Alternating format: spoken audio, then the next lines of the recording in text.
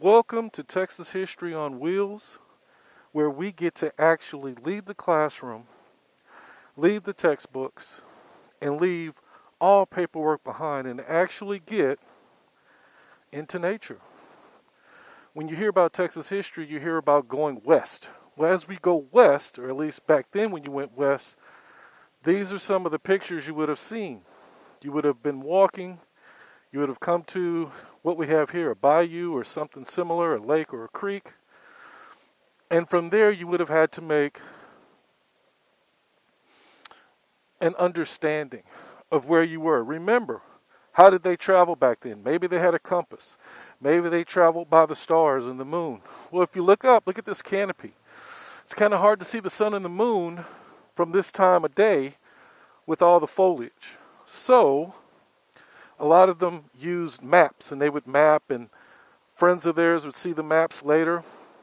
Now, as you look at this bayou, and we're talking about Texas history on wheels, I would want for you to think about what you're thinking about.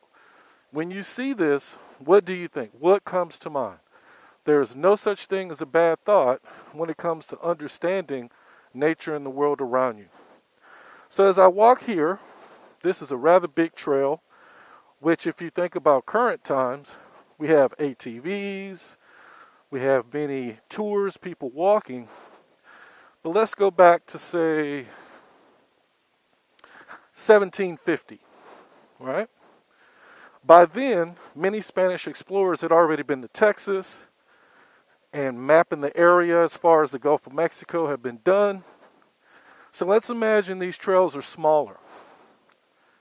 And you see these trails, what do you wonder? That would be a question for you to answer. I could go this way to the right.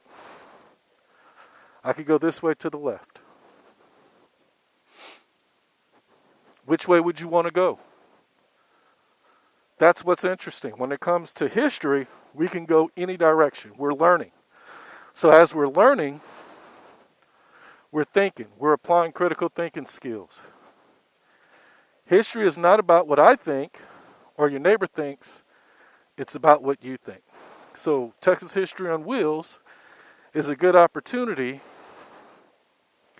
for us to get out of the classroom, into nature, and see what some of the pioneers saw and wonder about what some of the things they thought.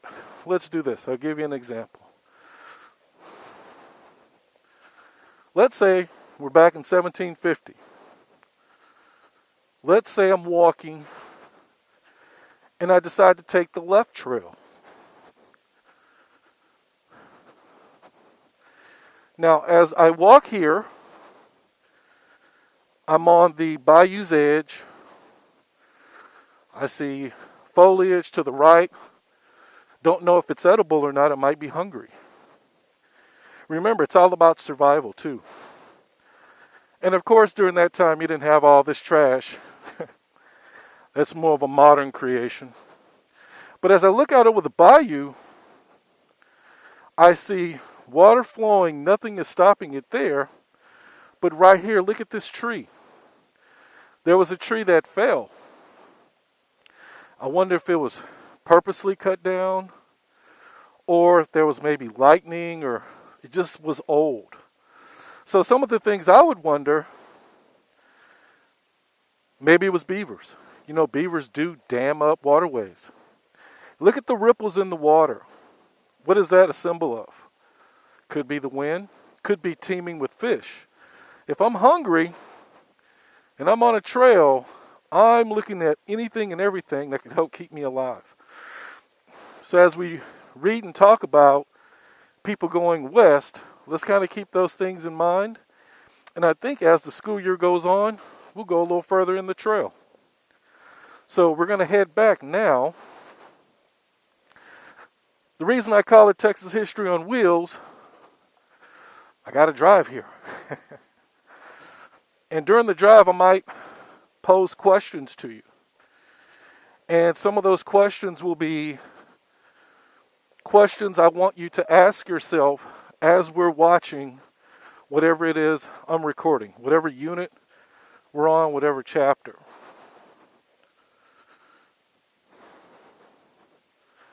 A couple of things I wondered the first time I saw this is how deep is the water?